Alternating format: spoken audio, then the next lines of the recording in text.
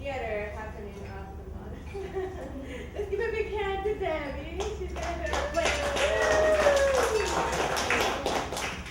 So yeah, I wrote a song. I'm inspired by Coastline Oak, and I'm Salamander, and this is Lupine, and I have some other characters coming in as well.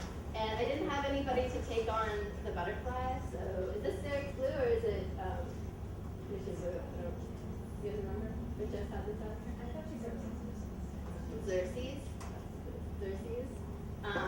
Something like maybe a kid wanted to take it, but anybody super excited? You can fly around. Yeah. And then I know some people, I got this from my mom. My mom loves enunciation and understanding every single word. And some other people like really enjoy the spontaneity of the song. So if you would like a copy, so you can know what I'm saying. And then also, it's just going to be Q&A here. You can just ask me any questions afterwards about Coastline Oak. So I'll just pass it around.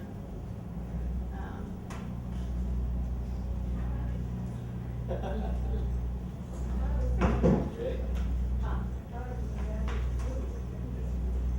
Yeah.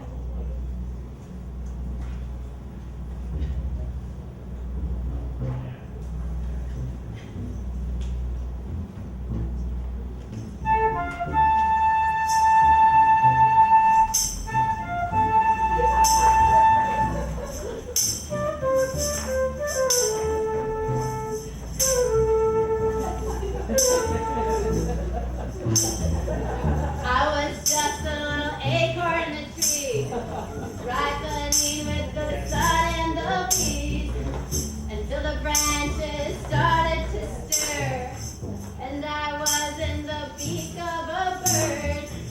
But luckily I was dropped to the ground, and now I'm the biggest oak in the town.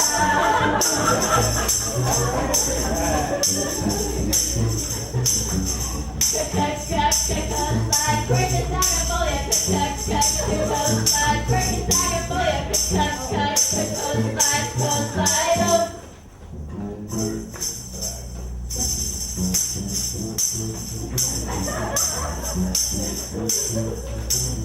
You can find me all around the Presidio, Letterman, Lobos, and eucalyptus. There's only one place with so big, and that's in the West Pacific tree.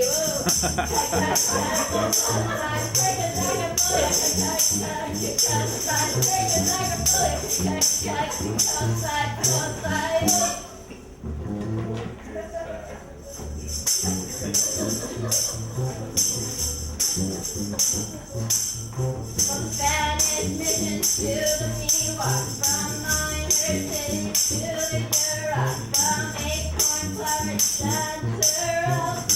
But you could also sit under me as well. Quercus Agrifolia, Quercus Agrifolia.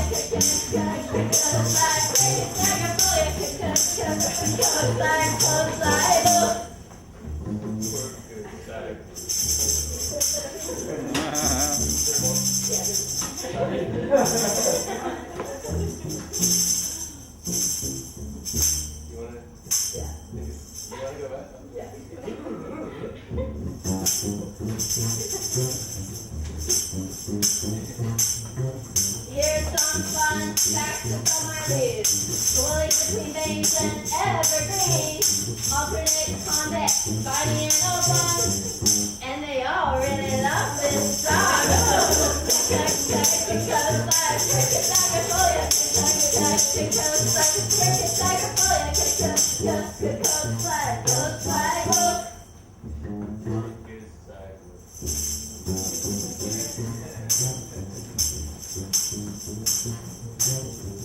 Wait, what about the rest of me?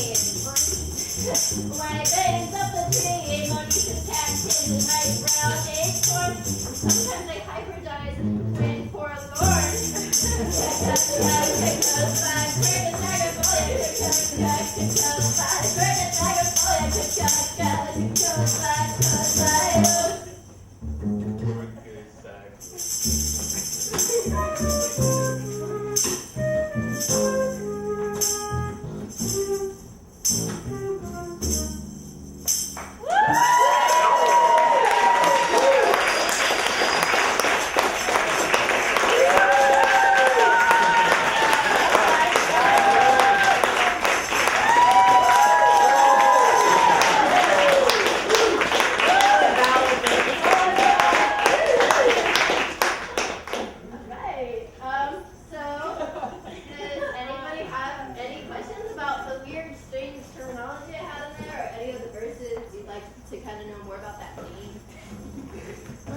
record deal in the works?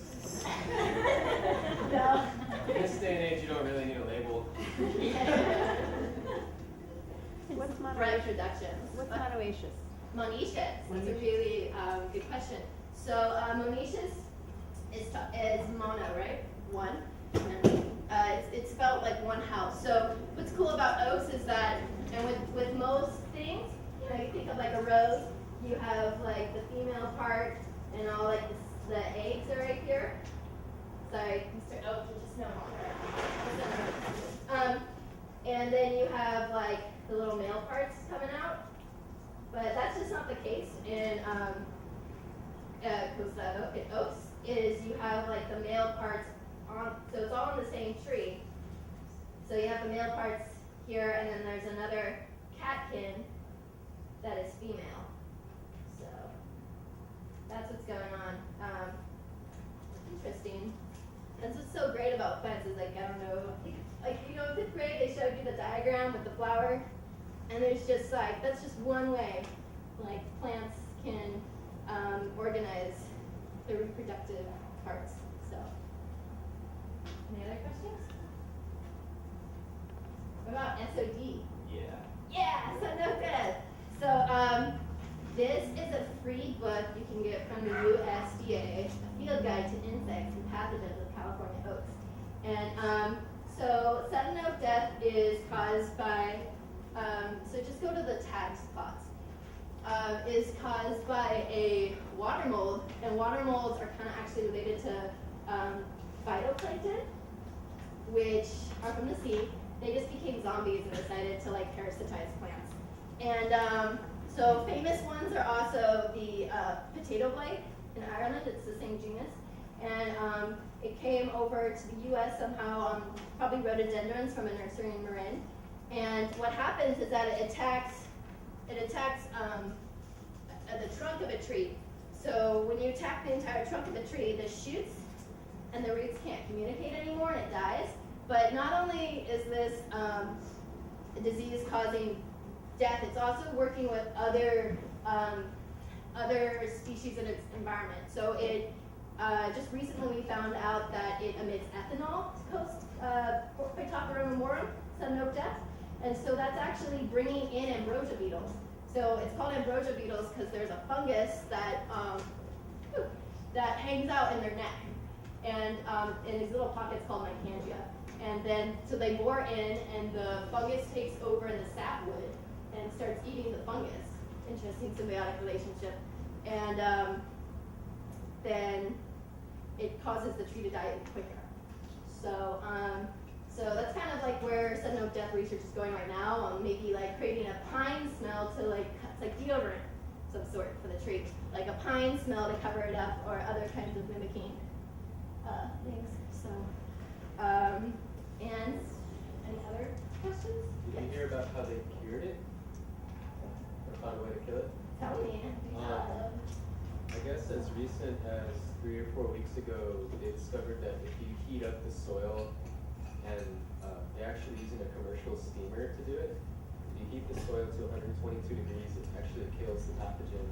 And they're using that technique to clean up some of the nurseries in Marin that have been closed. Awesome. Yeah.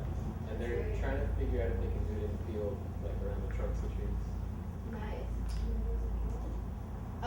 Well, that's a really great place for a nursery, like to use the heating of soil, because that's kind of where it hangs out as well. In southern Oregon, so near Northern California, their method is kind of strange. So they quarantine an area, and then they make a quarter-mile area around it, where they cut down any carriers in the forest. So all what's left is like pines in here, and then they also are pines only in here. This is a barrier. So all the tan oaks, all the bay laurels everything is demolished in here. So even though this is healthy right in here, they demolish it.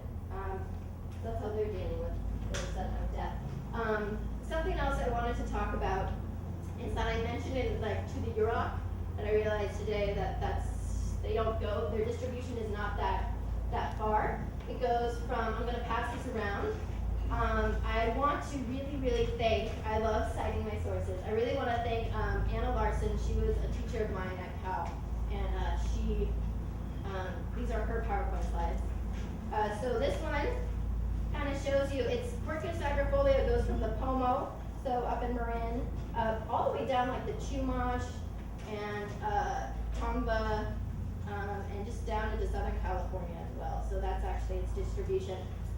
Fun word of the day, phalanophagy, acorn eating. Someone who eats acorns. So there's some really great stuff. And then on this side is a distribution of different kinds of oaks.